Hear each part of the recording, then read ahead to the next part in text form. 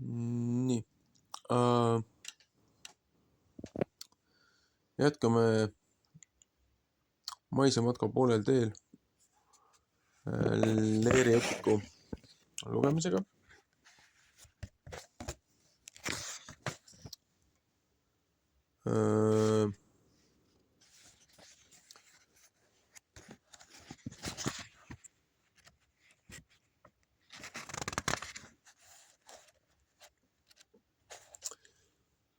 Kümnest käsust siis jätkame sellise küsimusega nagu, kuidas Jumala nime teadlikult kurjasti tarvitatakse.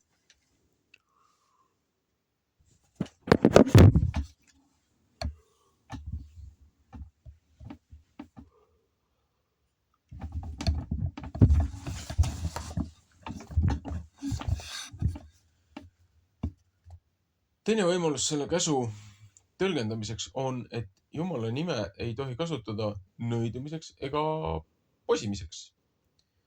See külg on ka Luteri seletuses domineeriv, et me tema nimel ei nea, ei vannu, ei nõiu, ei valeta ega peta. Võib arvata, et nagu läbi aegade, nii ka tänapäeva sensitiivid kasutavad nii mustas kui valges maagias Jumala nime.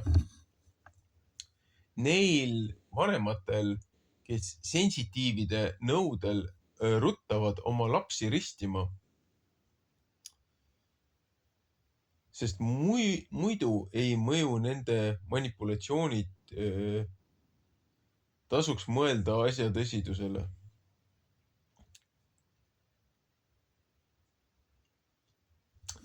Kui inimene oma tigeduses soovitab teistele kurja, sealjuures Jumala nime nimetades, on see kahtlemata Jumala nime ilmaaegu tarvitamine. Nõnda kui linnuke lendlemas ja kui pääsuke lendlemas, nõnda ei tule ilmaaegu sajatamine ühegi külge. ÜS õpetussõnad äkki 26.2. Hilisem juutlus on seda käsku tõlgendanud laiemalt, et ei tohi Jumala nime Jahve suhu võtta. Miks Jumala päris nimi kadus juutidel tarvituselt? Heebrea keeles kirjutati ainult konsonandid, vokaalid lisati alles lugemisel ja need määrasid sõna grammatilise vormi. Nime vorm Jehova on tulnud tarvitusele kristlaste piiblitõlkes 16. sajandil, kui juutide asendussõna Adonai, isand,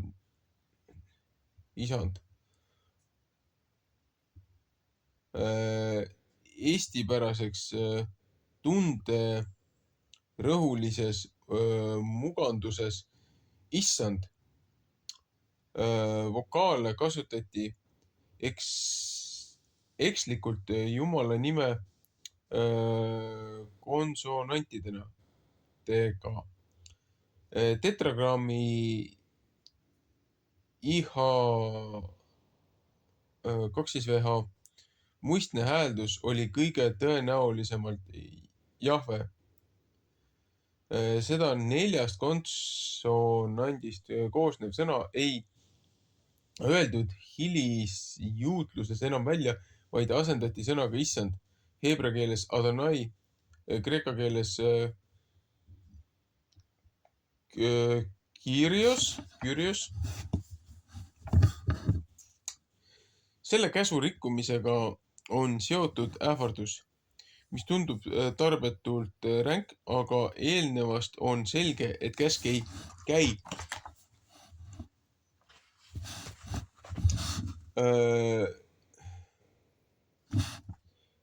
Käsk ei käi nugissõnadena tarvitavate hüüatuste, oh see issand, Jumal, püha müristus, tule taevas appi ja muud sellist, vaid vale vandumise kohta.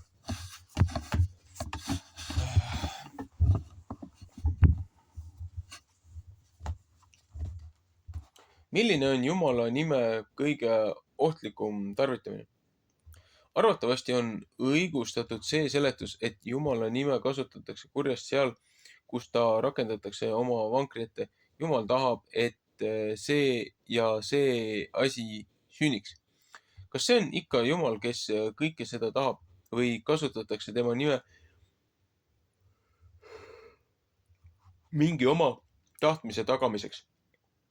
Kui esimese maailmasõja ajal mõlemad pooled arvasid, et Jumal on just nende poolel, siis meil on nüüd üsna hõlbus öelda, et see oli pigem tema nime väärtarvitamine. Aga see ei ole minevik, ka praegu korraldatakse ristikäike Jumala nimel, et sundida teda appi tulema kirikuvarasid jagama. Kas Jumal tõesti karistab oma nime teotajaid? See, et Jumala nime kurjasti kasutamine ei jää karistamata, on ikka ja jälle osutunud tõeks, kui vaatame kas või õhtumaa ajalugu. Jumal ei ole kohe maid ja koha peal vahele astunud, vaid pigem vastupidi. Karistuseks on just selles, et Jumal ei ole kohe maid vahele seganud ja on jätnud meid meie endi tegude tagajärgede kätte. Nimetan siin vaid näiteks, et SS-meeste püksi pannaldel oli kiri Kotmitus on otse kui saatuse iroonia, et juutide maa pealt ärahävitajad ei suutnud välja mõelda midagi targemat, kui tõlkida heebreakeelne messia nimi Immanuel meile abiks. Meie poolt on Jumal. Jesaja 7.14, Matteuse 1.23. Saksa keelde kavatsedes teenida oma Wotanit. See, et Saksa rahvusjumal Wotan oli nendega, ei päästnud neid. Kas hingamispäeva pühitsemise käsk ei ole teiste hulka ära eksinud?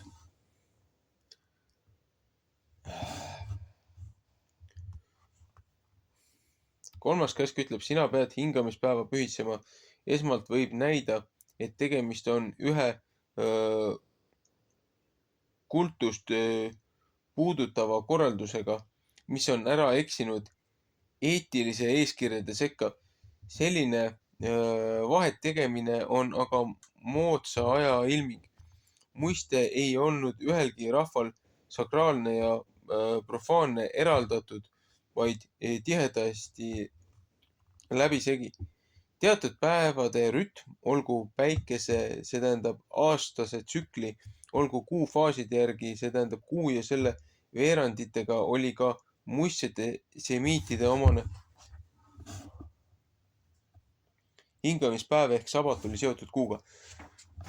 Kuule, ära aja mulle nii lolli juttu. Tigedaks teeb siuke asi.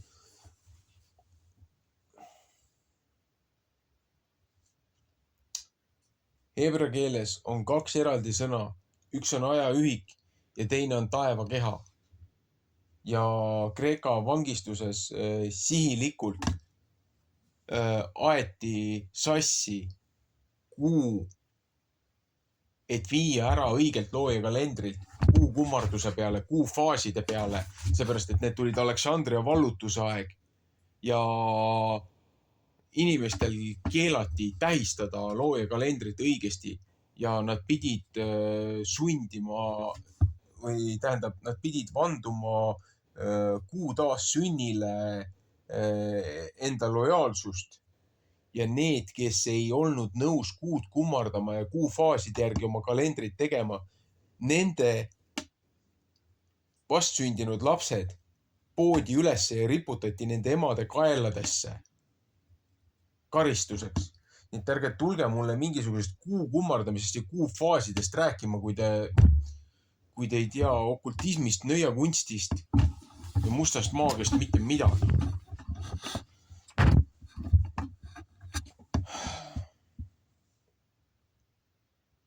Jätkame. Mida tähendab sabat? Sabatit mainitakse tihti koos noore kuu püha heebrea keeles Hodesh pidamisega. Vaata 2. kuninga 4.23, Jesaja 1.13, Hosea 2.13. Nii kuu loomise kui täiskuu päeva peeti eriliseks.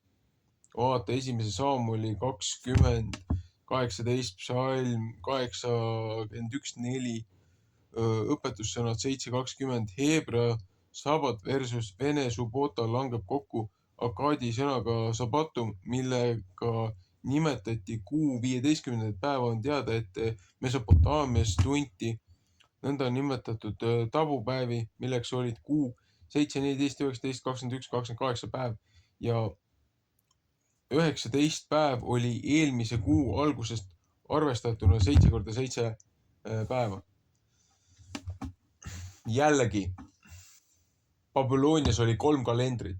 Kuninglik kalender, siis sekulaarne kalender, preestri kalender ja siis oli see nii-öelda maarahva kalender, lollide kalender, kes olid kirjaoskamatud, kes lihtsalt vaatasid kuufaasi. Et kuidagi püüda aega pidada. Jällegi, täiesti harimatu argument. Ja siin, kui ta räägib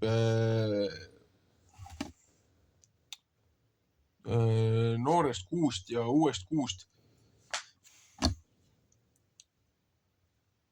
kui sa võtad selle sõna õige tõlke, see ei ole kuufaas. See on heebreakeelne sõna, selle tähendus, mis on Strong Concordance'is, on ka välja toodud. See tähendab esikut, esimest, head off, nagu, see ei ole noor kuu või see ei ole.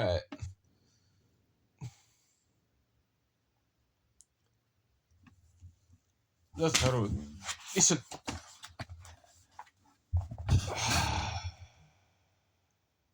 Mulle ei meeldi, kui neid asju omavahel segatakse. Ja siis inimesed ei saa aru, miks kuradi kalender on nii paigast ära ja siis võetakse, et suur reede, et kui Kristus risti löödi, et see oli suur reede ja reede pärastlõunast pühapäeva hommikuni ei saa kuidagi 3 täispikka ööpäeva. Saate aru, kui te elementaarsetest asjadest aru ei saa ja siis üritate seda raiuda, et näe, suur reede ja suur pühapäev ja nagu, mõistate? Inimesed naeravad teie üle, seepärast, et nad saavad aru, et see on pask. Seepärast, et teil ei ole absoluutselt mingit õrna aimugi looja kalendrist, looja tähtpäevadest. Ja need pühad ja see kalender, mida kirikud tähistavad. See on sihilikult eksiteele viidud. Looja pühadelt ära. Inimese tehtud sekulaarsetele pühadele. See on spirituaalne sõda, see on kosmiline sõda. See on äralangemine. Nagu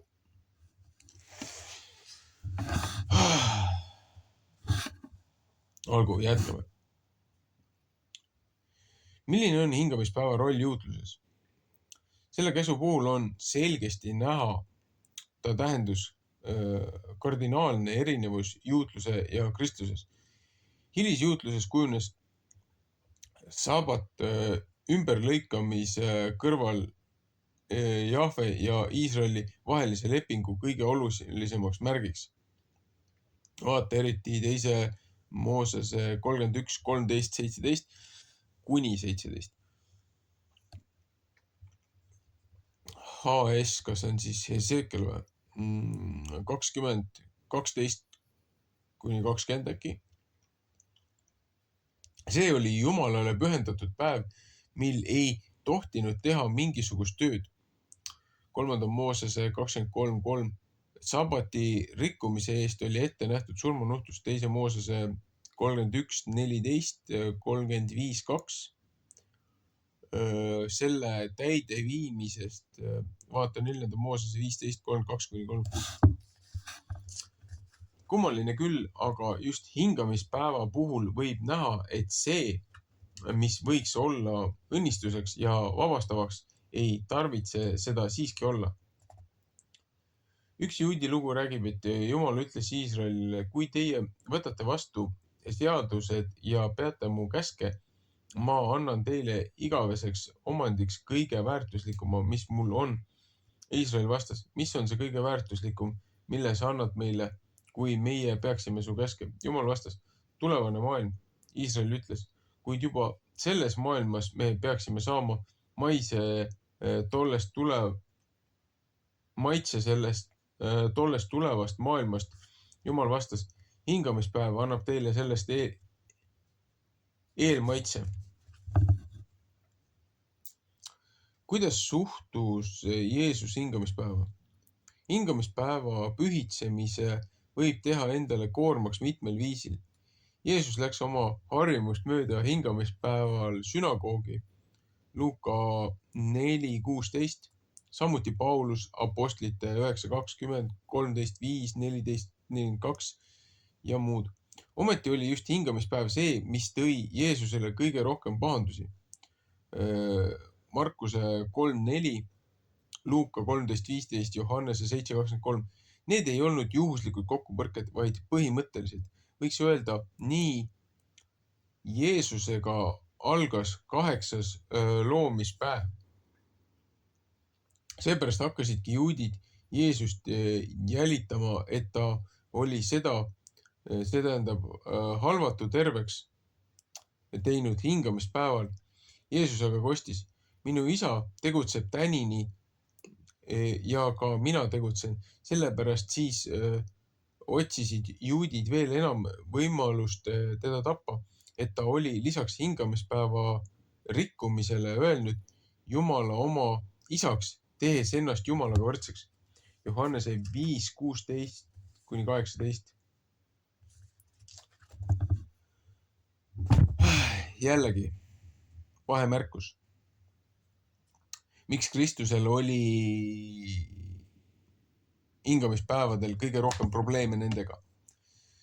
Seepärast, et selleks ajaks oli see kohalik võim oli juba nii korrumpeerunud. Nad olid teinud looja pühamust templist, olid teinud panga ja turu.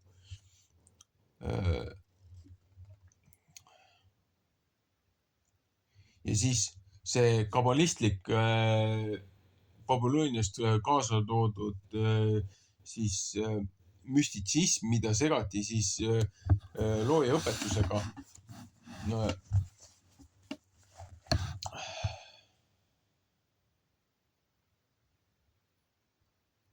Sealt tulebki see jutumärkides nii-öelda see Talmud, mis ei ole kuskil piiblis kirjas. See on nende oma nii-öelda oraalne traditsioonide edasiandmine, kus nad isegi ei lugenud piiblit. Oli aeg, kus nad isegi ei lugenud 5 Moosese raamatut, rääkimata prohvetitest ja muudest asjadest. Ja nad lihtsalt kuulasid seda, mida nende õpetajad rääkisid. Ja Kristus küsis nende käest selle ravitsemisega laupäeva kohta. Ja miks ta seda küsis? Seepärast, et valitsev kirikuvõim on praegult välja võtnud apokriiva need 14 raamatut piiblist. Et oi, need ei ole meile mõeldud.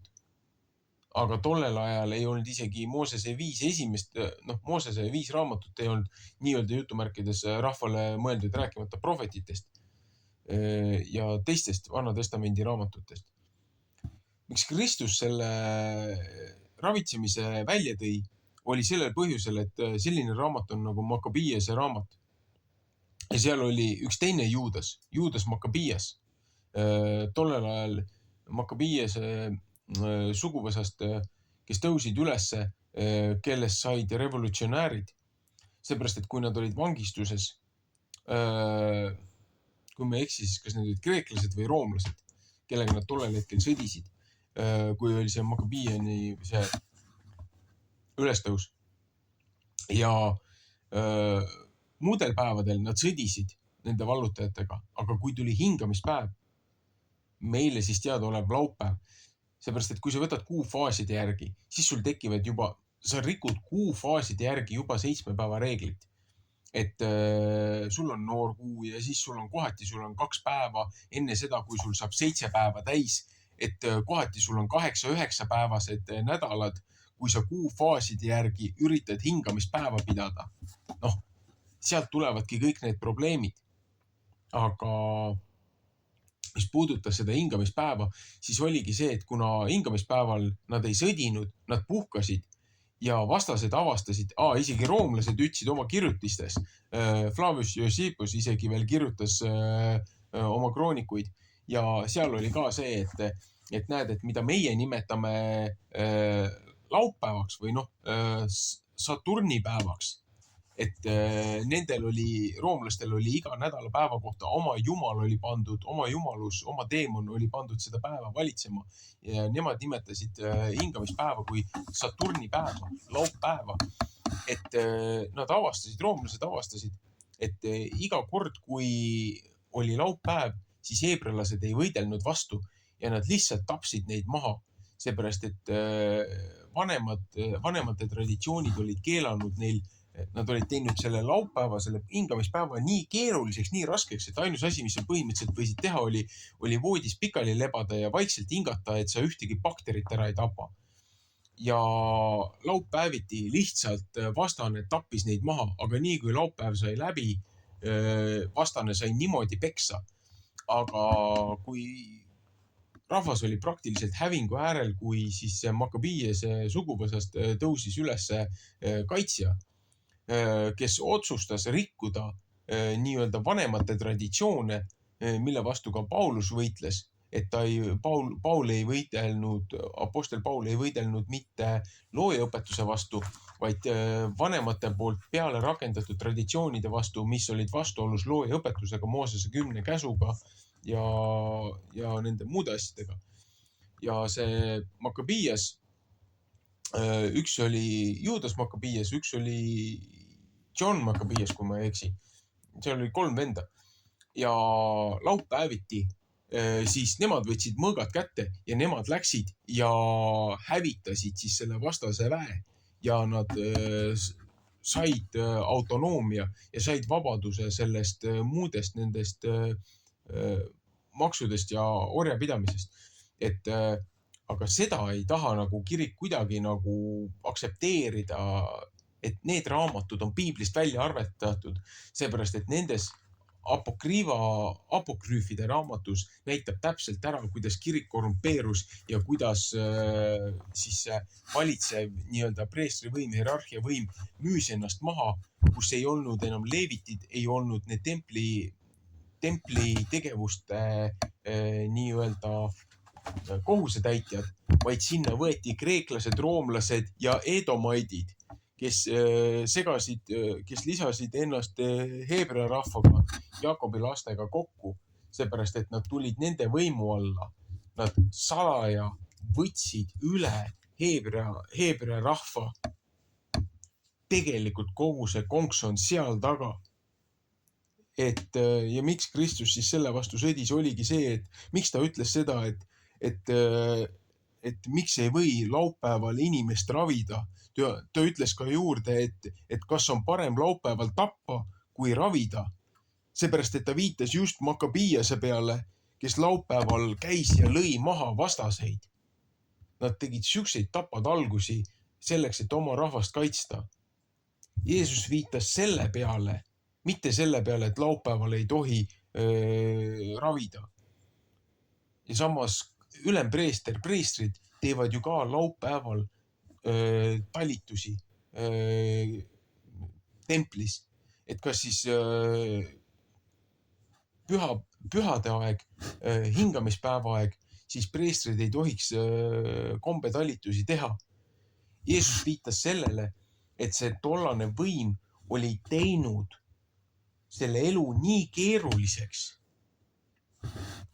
et lihtsalt Jeesus tõi välja kogu selle peale pandud liigse koormuse, mida kunagi ei olnud looja õpetuses.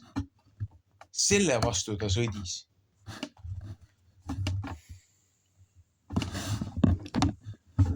Olgu, jätkame.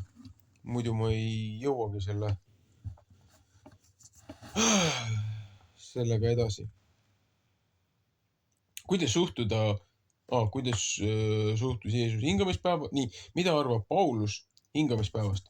Apostel Paulus kirjutab arutades, kas võib süüa kõike või ei. Mõni jälle hindab üht päeva muudest paremaks, teine aga hindab kõiki päevi ühesuguseks. Igaüks olgu oma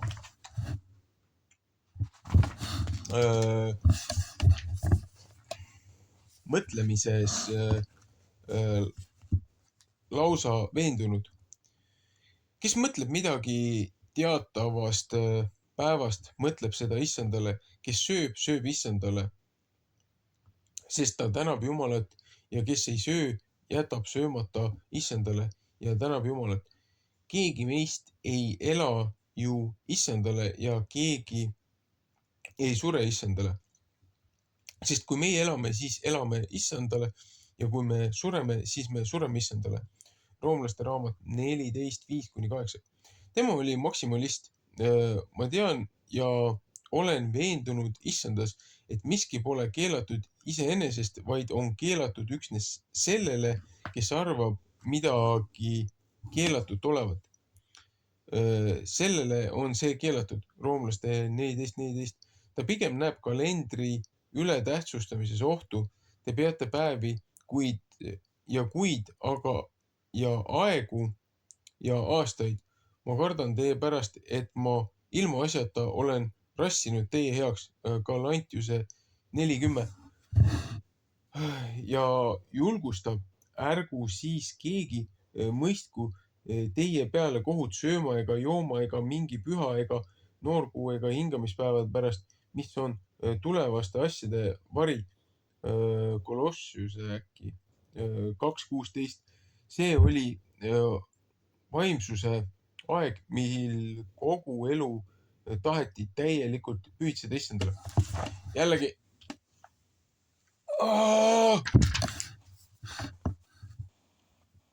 Kas nagu inimene tõsiselt kontekstist aru ei saa või? Galantialased olid ju need, kes olid konverditud kristlased. Galantialased sõid ja ohverdasid ja pühitsesid ja sõid neid sööke, mis olid nende jumalatele ohverdatud. Paulus rääkis nendele konvertidele sellest, et ärge laske teistele ennast hukka mõista sellepärast, et ei söö seda, mis teised oma jumalatele ohverdavad ja teevad ja valmistavad. Nagu jällegi kontekstist välja rebimine, seepärast, et isegi apostel Peeter äkki ütles, et Pauluse sõnad on rasked ja keerulised rumalale ja õppimata inimesele, kes väänab neid iseenda hävinguks. Seepärast, et apostel Paulus oli ta oli tippude tipp, ta oli nagu tipptasemel oma aja jurist selles mõttes, kui võtta nagu võrdluseks. Ta teadis esivanemate õpetusi eestpidi, tagurpidi. Ega ta muidu ei ajanud kõiki neid kristlasi taga ja ei tapnud neid hordide viisi, ei põletanud külasi maha, kes Kristlust hakkasid jälgima. Seepärast, et ta oli kiivas oma esiisade traditsioonide üle, kuni teel Damaskusesse Kristus võttis ta ette ja tegi talle asjad selgeks. Ja siis ta läks ju mitmeks aastaks, Araabiasse. Ta läks ju sinna Sammusele mäele, kust Mooses sai 10 käsku. Paulus veetis seal mitu aastat, ta põhimõtteliselt õppis otse loojalt kogu seda õiget õpetust. mitte seda Talmudi, mitte seda Babyloonia segatud müstitsismi. Ja peale seda, kui Paul tagasi tuli, ta kirjutas ju praktiliselt 2/3 Uuest Testamendist. Seepärast tema sai aru, millest prohvetid räägivad, millest Mooses rääkis, millest kõik muud rääkisid.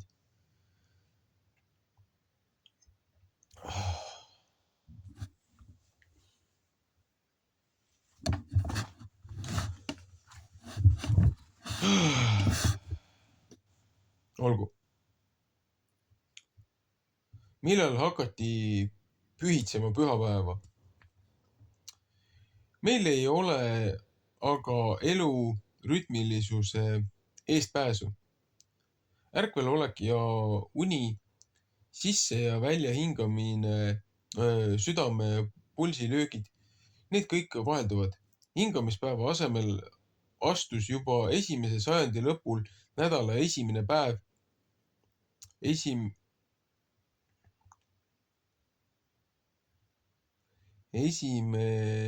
päev. 1. Korintuse 16.2. Issanda päev, ilmutuse 1.10. 2. sajandi algul kirjutas Plinius noorem keiser Trajanusele, et kristlased kogunevad teatavasti päeval enne päikese tõusu ja laulavad hümne Kristusele. Umbes samast ajast päriti Ignatiuse kiri Magnesialasele on öeldud: need, kes on elanud vana lepingu all, saavutasid uue ja parema lootuse, loobudes sabati pidamisest, elades issanda päeva järgi Kristuse ülestõusmise mälestuseks. Barbna kirjas seisab: meie pühitseme rõõmuga 8. päeva kui meie issand surnust ülestõusmise päeva. See kajastub väga ilusasti venekeelses pühapäeva nimetuses Voskresseeni. Roomlased nimetasid nädalapäevi planeetide järgi ning see on võetud üle enamiku Euroopa keeltesse. Laupäev oli pühendatud Saturnile, Saturday, pühapäev päikesele, inglise keeles Sunday. Mis asi see SKS on? Sonda.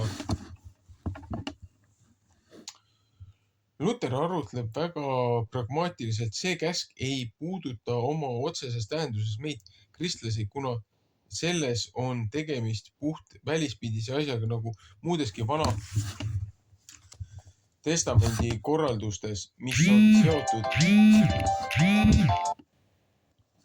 on seotud erilise kommete, isikute, aegade ja kohtadega, mis aga Kristuse läbi nüüd kõik on tühistatud, nagu anna kannatust. Ükski päev pole parem teisest, vaid seda, sest jumalateenistusest osa võtmast peaks tehtama iga päev. Et aga suur hulk rahvast seda nõnda pidada ei saa, siis tuleb vähemalt üks päev nädalas selleks valida.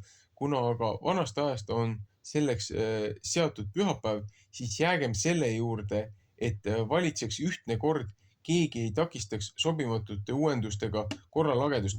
Nagu tõsiselt või?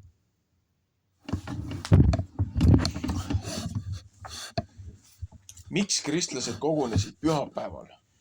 Jällegi jõuame tagasi sinna vanasse aega. Igal laupäeval kõik apostlid, kaasa arvatud Kristus, käisid igal laupäeval nii-öelda jutumärkides sünagoogides ehk siis ekliisiates ehk siis nendes kogunemispunktides käisid siis hingamispäeval, käisid piiblit lugemas, jumala sõna otsimas. Aga kuna need uued konverdid, kes tulid, kes ei olnud heebrealased, kuna heebrealased tollel juudid olid nii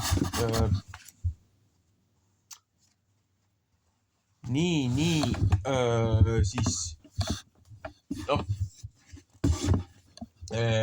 kiivas, et ei tahtnud, et need, kes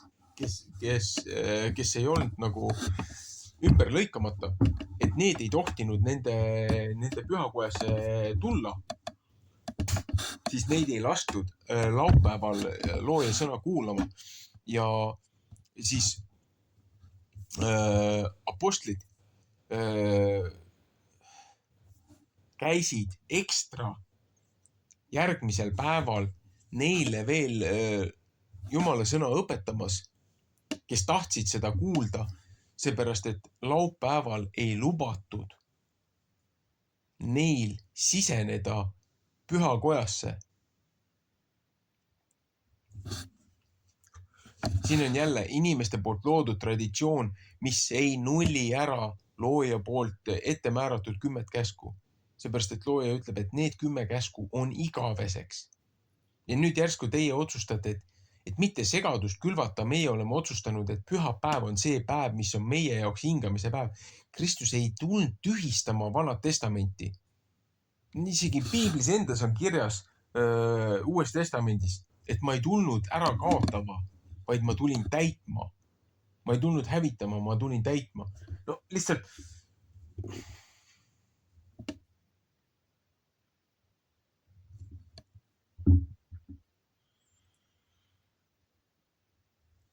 Meil on tõsist kirikureformi vaja. Kõik need lollused, mis on kokku keeratud siin 200-300 aastat hiljem peale Kristuse lõplikku isa juurde tagasi naasmist, peale apostlite suremist. 2.–3. sajandi kirik hakkas juba alla käima ja hakati igasuguseid asju välja mõtlema. Lihtsalt see on nii kurb, kuidas vett segatakse. Ja siis need, kes kirjutavad neid kommentaare ja raamatuid üritades heas südames uusi looja poole pöörata, gospelit levitada, nii elementaarsete asjadega eksivad oma võrdlustes. Lihtsalt see paneb karjuma.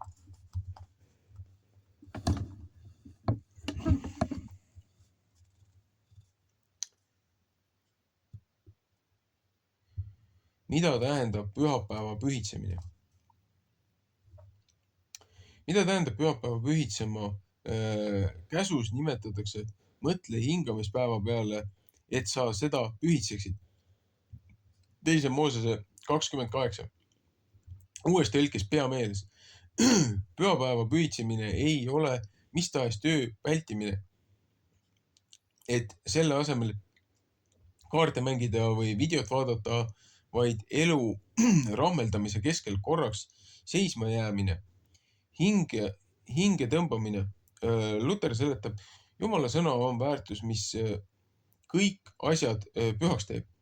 Alati, kui Jumala sõna käsitletakse, kuulutatakse, kuuldakse, loetakse või selle üle järele mõeldakse, siis pühitsetakse sellega koos isikut, päeva ja tööd.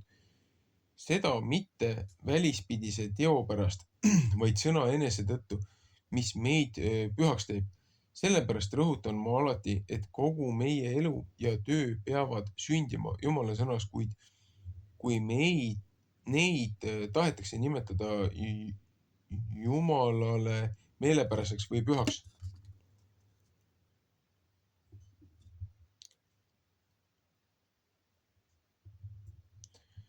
Miks tasub pühapäeva pühitseda? Fromm väidab, et iga kunsti praktilise oskuse omandamiseks on vajalikud teatud üldised eeldused. Keskendumisvõime on üks neid tingimusi, ometi on nii, et seda võimet kohtab veelgi harvemini kui enesedistsipliini. Praegune elustiil otse soodustab keskendumisvõimetust ja hajali olekut. Inimene teeb üheaegselt paljusid asju, loeb, kuulab raadiot, räägib, suitsetab, sööb ja joob. Ta on tarbija, kes on valmis kõike neelama, vaatepilte, rütmi, alkoholi, teadmisi. Keskendumisvõime puudusest annavad selget tunnistust raskused, mis tekivad siis, kui ollakse üksi. Enamik inimesi lihtsalt ei suuda vaikselt istuda, nad lähevad närviliseks ja rahutuks ning otse peavad midagi tegema suu ja kätega. Suitsetamine näiteks annab tegevust kätele, suule, silmadele, ninale. Pidev vajadus muusika müra järele on märk sellest, et inimene tahab olla kogu aja millestki tuimestatud.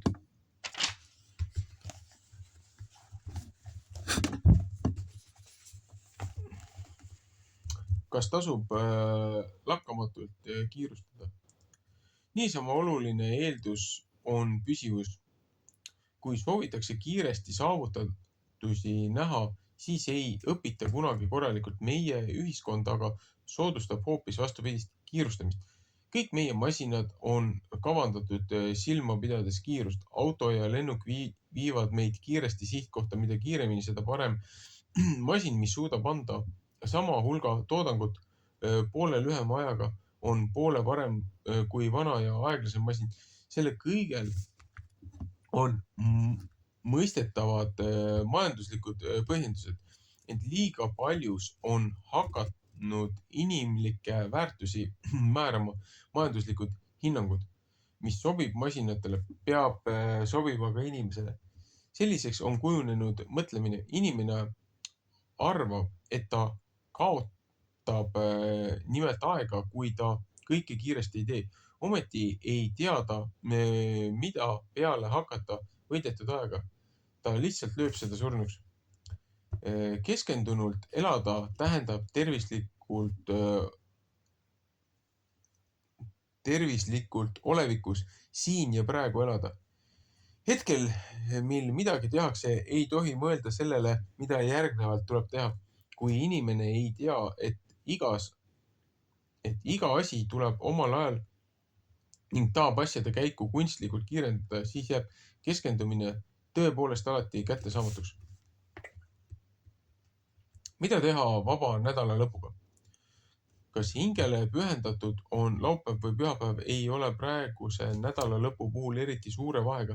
Võib-olla praeguse elutempo juures ei piisa aja maha võtmiseks ühest päevast, et raputada end lahti argielust. Miks 4. käsk on tõotusega? 4. käsk on tõotusega. Austa oma isa ja oma ema, et sinu elupäevad saaksid pikaks seal maal, mis issand su jumal sulle annab. Just see lisand aitab meil mõista, et tegu ei ole ainult üksikisikule suunatuga, vaid kogukonnale määratuga. Kui esivanemad ei austata ega arvestata, ei saa rahval olla püsi. Vanemate austamist võib avaramalt võttes mõista öelduna kogu rahvale ja näha selle eelnenud sugupõlvede tööst ja tulemusest lugupidamist. Seda külge on selle käsu puhul eriti toonitanud Eesti teoloog Jakob Hurt 1839–1906.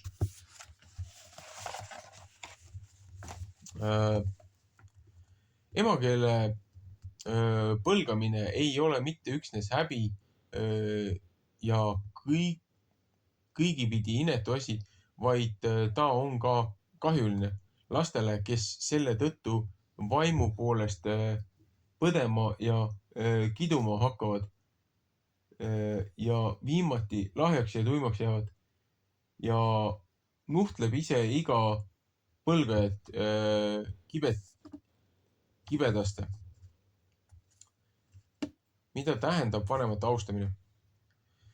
Mida tähendas aga algselt vanemate austamine? Heebreakeelne sõna tähistab enamat kui ainult lugupidamist. Võrdluseks õpetuses sõnad 9.3.9. Nagu kogu dekaloogi algne adressaat oli täisealised mehed nii ka siin ei nõuta väikelastelt sõnakuulelikkust, vaid mõeldakse täiskasvanud poegade kohustusi oma isa ja ema vastu. Kes oma isa ja oma ema ära vannub, peab surma surema. Teise Moosese 21:15. Korratud veelgi rangemalt 3. Moosese 29. Ära neetud olgu, kes oma isa ja oma ema alatuks peab. Ja kõik rahvas öelgu aamen. 5. Mooses 27:16. Kes sajatab oma isa ja oma ema, selle lamp kustub ära pimedas kamus. Õpetussõnad 20:20. Neid hoiatusi tuletab Jeesus meelde oma kaasaegseile, kes juriidiliste võtetega hiilisid mööda vanemate ülalpidamise kohustusest. Matteus 15:3-6.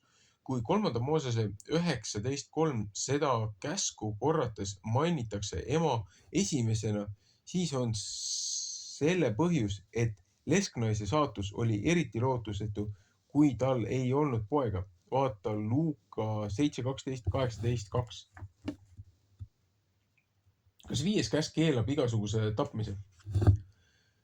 Praegu tõlgendatakse 5. käsku sina ei tohi tappa kui absoluutset keeldu teise inimese elu võtta. Sõjaväekohustuse vastased ja surmanuhtluse taunijad tavatsevad sageli viidata just sellele käsule. Kuid asi pole nii lihtne. Algselt ei olnud üldsegi küsimuse all mingi üldine või totaalne keeld teist inimest tappa. Muistes Iisraelis toetuti jumalikule käsule nii siis, kui sõjas vaenlasi tapeti, kui ka inimese hukkamisel.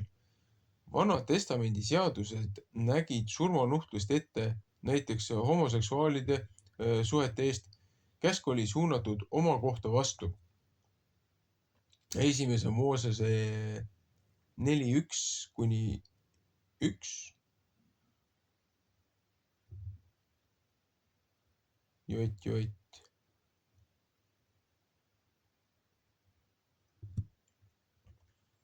9:6.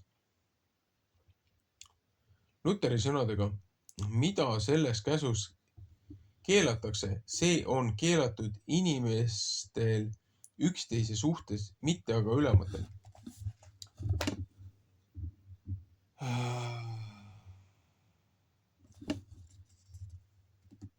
Milliseid sõnu kasutatakse heebrea keeles tapmise kohta? Sõna, mida originaalis kasutatakse ja mida meie piiblitõlkes edastatakse sõnaga tapma, ei ole kumbki neist kahest tavalisest heebreakeelsest sõnast tähendusest surmama, vaid hoopis spetsiifilisem termin. Tavaline sõna tapmise kohta on mof 201 korda ja haaral 165 korda. Siin kasutatud raja esineb Vanas testamendis vaid 46 korda. Enamus 5. Moosese 4:41-43, 19:1-13 ja Joosua 20. Sõna ei kasutata kunagi seoses sõjapidamisega ja ta objektiks ei ole loomad. Eesti keeles puudub täpne vaste sellele eriväljendile. Võiks kasutada sõna mõrvama, kuid seegi pole päris õige, sest heebrea verbi kasutatakse ka sel juhtumil, kui keegi teise tahtmatult maha lööb.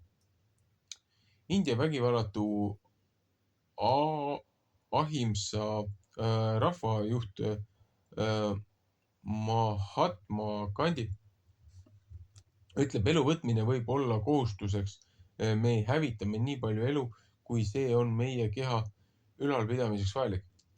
Isegi inimese tapmine võib teatavatel juhtudel vajalikuks osutada. Oletame, et inimene jookseb amoki ja tormab mõõk käes arutult ringi, valmis tapma igaüht, kes ta teele satub ning keegi ei julge teda elusalt kinni võtta.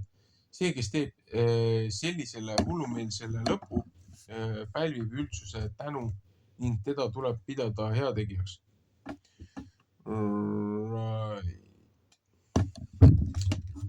Kas võib karistada ja tappa?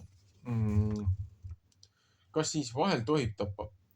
Aus vastus on, et me võime tappa ja peame tapma, kui see on vajalik, aga me ei tohiks vihata ega vihkamist nautida. Ühiskond otse peab karistama, kui see on vajalik, aga ei tohi sellest rõõmu tunda. Isegi siis, kui me sõdime või karistame, peame tundma vaenlase vastu sama, mida tunneme enda vastu, soovima, et ta poleks halb ja lootma, et ta kas selles või teises ilmas paremaks muutub. Ühesõnaga, peame soovima talle head. Kas tapmine tähendab ainult teisi inimesi maha löömist? Enne kui ei ole olemas üldinimlikku ja kõigi jaoks ühtviisi kehtivat alust, ei aita erikorralduse andmine. Enne tuleb öelda, sa ei tohi mõrvata. Alles siis saab hakata seletama, et tapmiseks ei ole vaja ei bussi ega püssi. Seda saab teha ka sõnaga. Matteuse 5:21. Muidugi võib minna veelgi kaugemale, nagu teeb Luther. Teiseks jääb selle käsu ees süüdlaseks mitte üksi see, kes kurja teeb, vaid ka see, kes võiks oma ligimesele head teha, temast lugupidamises ette jõuda, teda kaitsta ning päästa, kuid ometi seda ei tee. Kui sa võiksid rõivastada kellegi, kes on alasti, aga ometi lased tal minna ning külma kannatada või kedagi nälgimas nähes ei tohi teda ja lased tal nälga surra või näed sa kedagi surmaohus või muus taolises hädas ega päästa teda. Kui sa selleks vahendeid ja võimalusi tead, siis oled sa tema tapnud.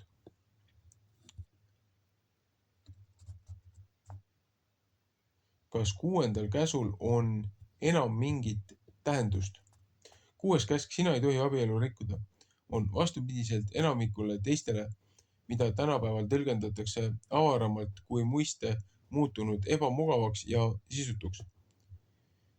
Mõnigi ei suuda öelda, kes siis on tema päris mees või naine, sest nad on elanud paljudega. Vaata Johannese 4:16. Mida tähendab sellises olukorras käsk, et abielu ei tohi rikkuda?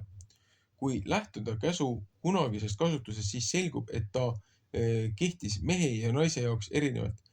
Käsk keelas meest astumast sugulisse vahekorda teise mehe, naise või kihlatuga ning abielu naiste astumast vahekorda teisega peale oma mehe. Või ütleme selgemini, vastavalt tolleaegse arusaamale sai mees rikkuda ainult teise abielu, naine üksnes iseenda oma.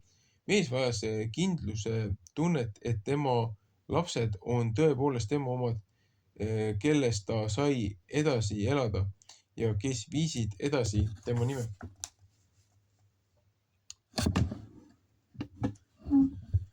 Mis on leviraatabielu? See tingis nõnda nimetatud leviraatabielu ladina keelest mehe vend. Abielu mehe surma puhul pidi ta vend abielluma lesega, kui sel ei olnud lapsi. Leviraatabielust sündinud esimene poeg loeti surnud pojaks ning pärijaks.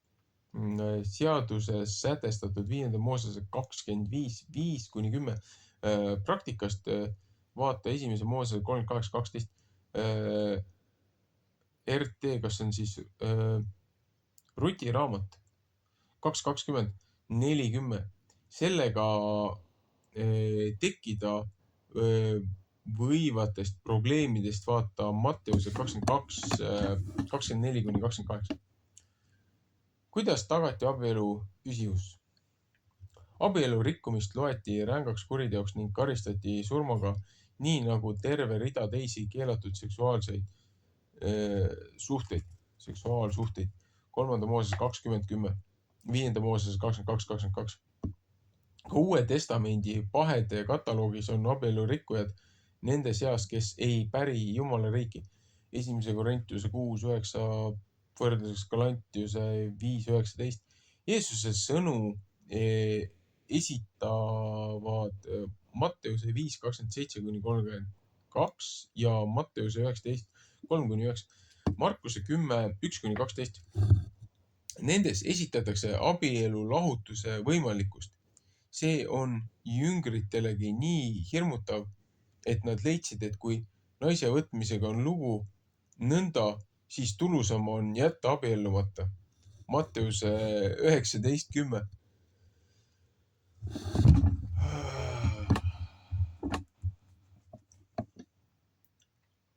Mooses Iisraelis aga oli vallaline põlv praktiliselt tundmatu. Abielluti väga noorelt, tütred pandi mehele kohe pärast suguküpseks saamist. 3-14-aastaselt vaata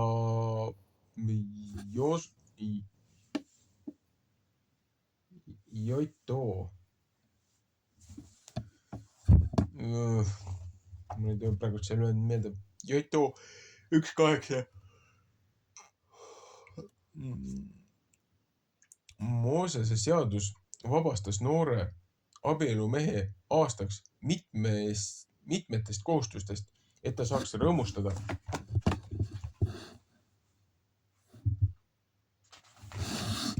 oma naist, kelle ta on võtnud. 5. Mooses 24:5 võrdluseks õpetussõnad 5:18. Rõõmusta oma noorus ja naise pärast.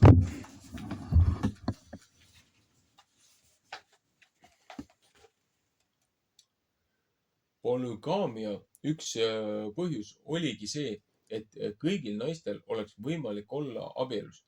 Kui naiste positsioon ei tarvitsenud olla võrdne, vaata näiteks esimese Moosese 6:16 või tähendab 16:6, esimese Saamuli 1:1-7.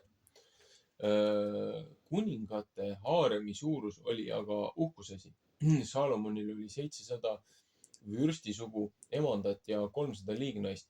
Esimese kuninga 11:3 võrdlus Taaveti kohta, teise Saamuli 3:2-5, 5:13. Sõna haarem on pärit araabia keelest. Haruma on keelatud, tõkestatud olema. Miks mehe ja naise olukord oli nii erinev? Abielu naine oli mehe omand, sest mees oli maksnud äiale mõrseluna. Esimese Mooses 34:12, teise Mooses 22:16, esimese Saamuli 18:25.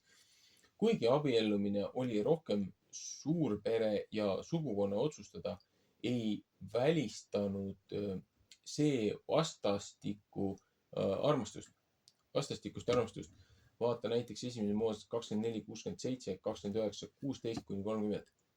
Kuigi põhimõtteliselt oli abielu eluaegne, võis mees naisele anda lahutuskirja ja ta minema saata. 5. Moosese 24:1, Jeremaia äkki 3:8. Kord ära aetud ei olnud esimesel mehel luba enam uuesti naiseks võtta. 5. Moosese 24:2-4. Tolleaegse patriarhaalses ühiskonnas oli abielu rikkumine see, kui mees magas naisega, kes oli teise mehe omandus. 5. Mooses 22:22. Pordunaise juures käimine ei olnud midagi ebatavalist. Vaata esimese Mooses 13-18, kohtumõistjate 11:1, 16:1, esimest kuninga 3:16 ja sellel ei olnud midagi tegemist abielu rikkumisega. Võrdluseks õpetussõnad 6:26. Kas abielu rikkumine ja hooramine on üks ja sama? Terminoloogiliselt eristatakse abielu rikkumist ja hooramist. Näiteks esimese Mooses 38:24, Hosea 2:7. Kuigi vahel piirid on voolavad ja naine võib olla mõlemas rollis nagu Jeremaiaki 5:7, Hosea 4:13. See vahe säilib ka Uues Testamentis. kreeka keeles moichea ja pornea. Ahah, siit see porno oma nime ongi saanud. Teisel pool olid ka orjatarid mehe omand, kellega isand võis soovi korral magada. Teise mehe orjatari puhul võis tulla pahandust. Vaata 3. Moosese 19.20, 2. Saamuli 3.7. Seadus sätestas isanda teatavad kohustused orjatari vastu. Näiteks, kui ta veel teise ümardaja enesele võtab, siis ei pea ta tema toidusest, tema kattest ega tema magatamisest ühtegi vähendama. Ja kui ta neid 3 asja temale ei taha teha, siis peab ta ilma lahti saama, ilma rahata. 2. Moosese 21.10. Mis teeb abielu püsivaks? Kui nüüd jätta muistne maailm ja mõelda meie omale, siis võiks meelde tuletada seda, mida Fromm räägib oma armastuse kunstis. Sageli aetakse armastus segamini armumisega, tolle plahvatusliku tundega, mis hetkeks lahvatades 2 seni võõra inimese vahel olnud tõkked ära kokku varisema paneb.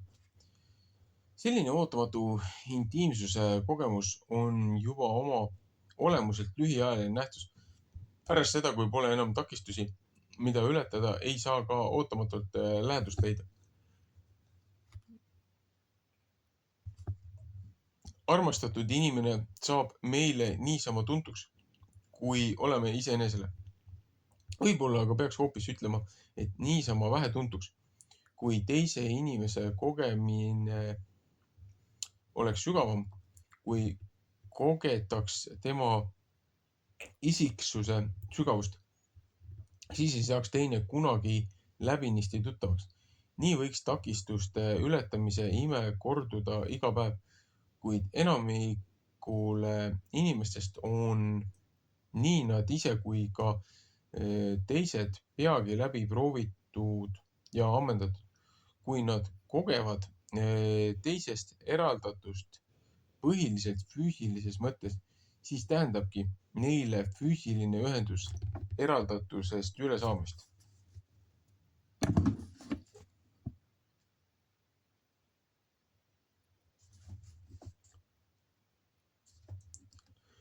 Mis iseloomustab mehe ja naise vahelist armastust?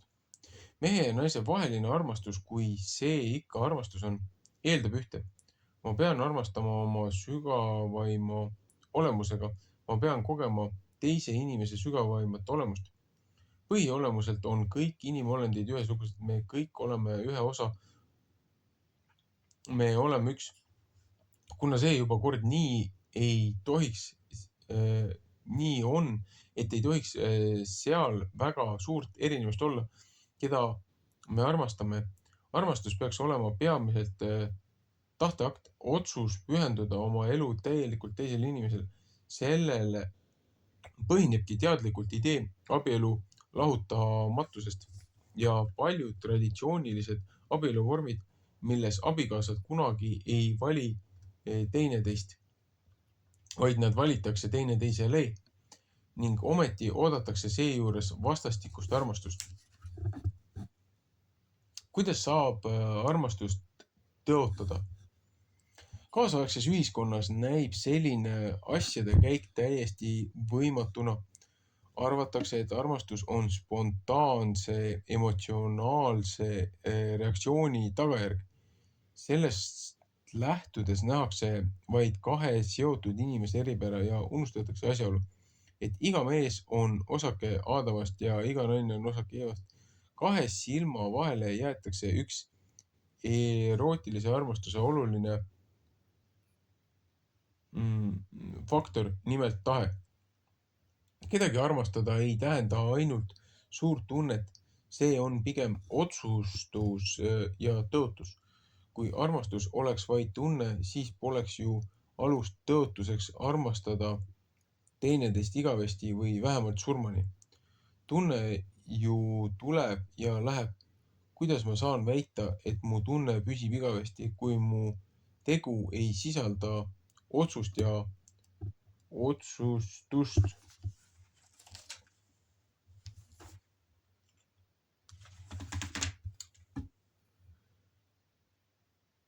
Kas abielu on armastuse või kohustuse asi?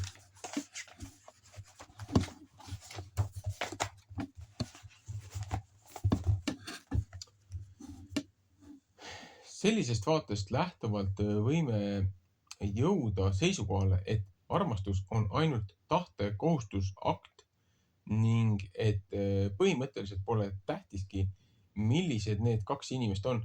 Sellisel puhul aga jääb kahe silma vahele inimloomuse ja abielulise armastuse paradoksaalne iseloom. Me oleme küll üks, ent kumbki meist on kordumatu ja omanäoline. Meie suhetes teiste inimestega ilmneb sama paradoks. Kuna me kõik oleme üks, võime kõiki ühtviisi vennalikult armastada. Kuna me kõik aga ka erinevad oleme, siis nõuab armastus abielus iselaadseid ja sügavalt individuaalseid tundeid, mis mõnede inimeste vahel on võimalikud, kuid kõikide vahel mitte.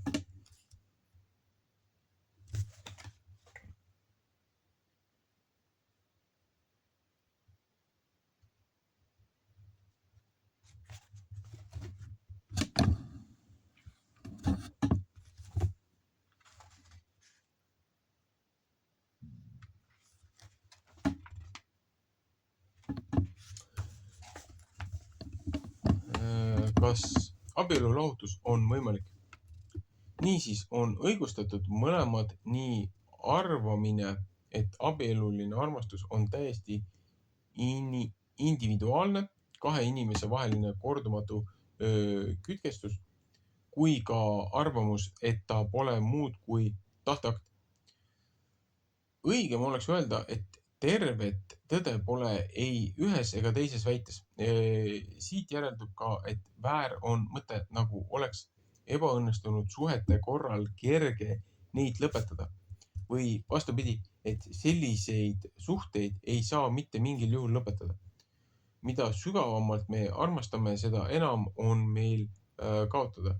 Inimelu ohustatuses meie otsime kõik kübekest turvalisust, mida me kõige sügavamalt loodame leida armastusest. Inimsuhete juurde kuulub loominguline distants, mis võimaldab kummalgi osapoolel ise olla, end iseendaks arendada. Tõelised inimsuhted on võimalikud vaid kahe iseseisva indiviidi vahel sõltuvussuhe, kus ühest partnerist tehakse objekt, seda ei võimalda.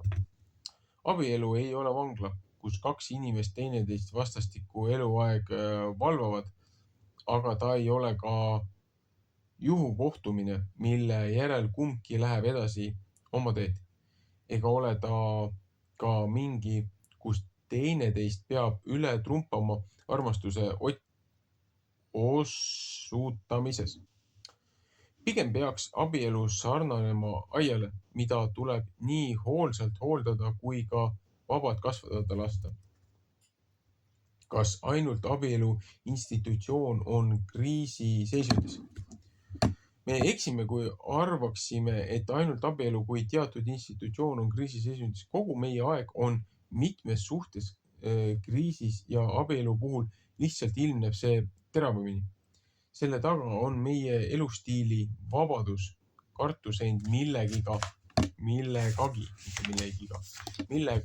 või kellegagi liiga kõvasti siduda. Kui maailmal tervikuna pole enam mingit mõtet, katsub igaüks oma elule väikest mõtet leida ja jahib oma privaatõnne. Tõde on see, mis on kasulik ja moraalne on see, mis teeb lõbu.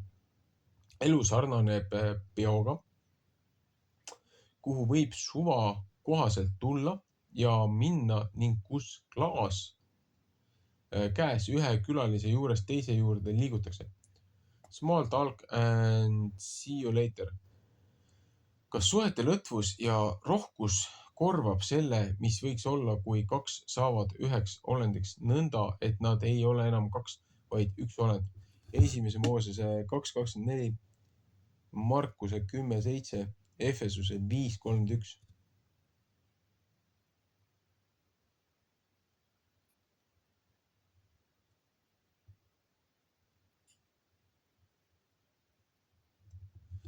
Nii. Selleks lugemiseks lõpetab.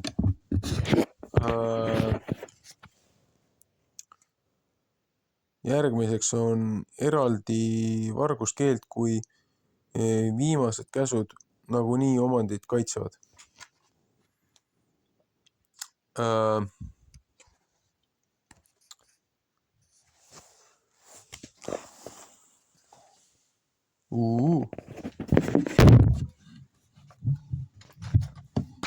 See on siis 1, 2, 3, 4, 5, 6, 7, 8, 9, 10, 11, 12 lehekülge või?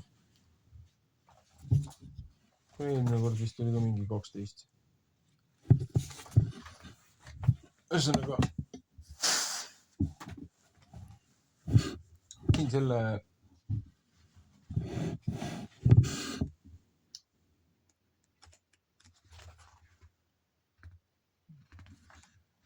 selle punkti juures tahaks täna lõpetada.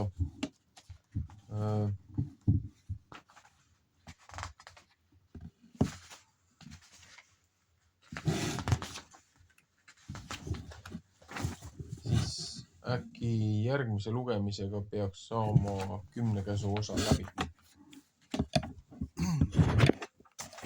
Lihtsalt see esimese otsa need võrdlused ja ka need kommentaarid ajasid nii jubedalt närvi, kuna väga paljude seletuste ja asjadega on nii räigelt puusse pandud. Kas tollel hetkel inimene ei teadnud paremini või ta ei olnud neid väiteid sügavamini uurinud, mis temal olid, mille põhjal ta väitis, mida ta väitis, olgu see siis kuufaaside kohta või nende muude asjade kohta. Seepärast, et või olgu see sammune see praegult see 10 käsu lugemine. Et kui siin juba jäetakse eraldi nagu üks käsk välja, et hingamispäev on tegelikult piiblis 4. käsk,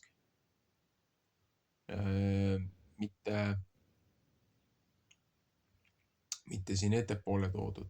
Et siin on juba iidolite tegemine, nendele kummardamine. Sellest on nagu lihtsalt üle libisetud, et nagu tõesti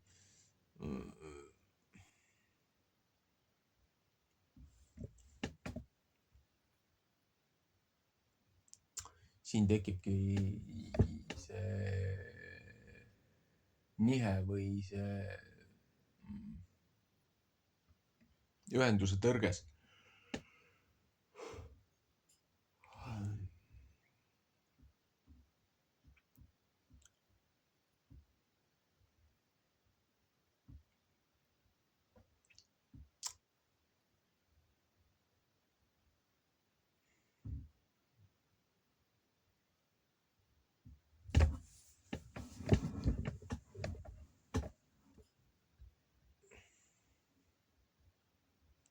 Ja siin oli teisi punkte ka, mis on endalegi väga päevakohased.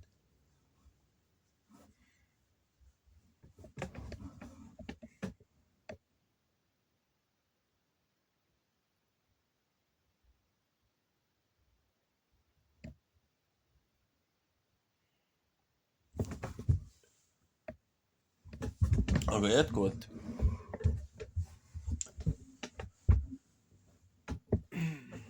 väga huvitav lugemine. Väga provokatiivne.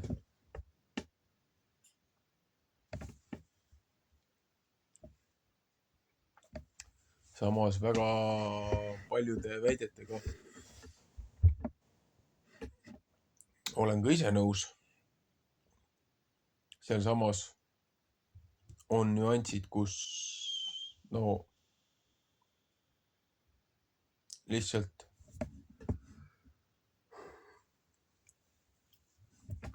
ei kannata kriitikat. Aga olgu. Selleks korraks aitäh.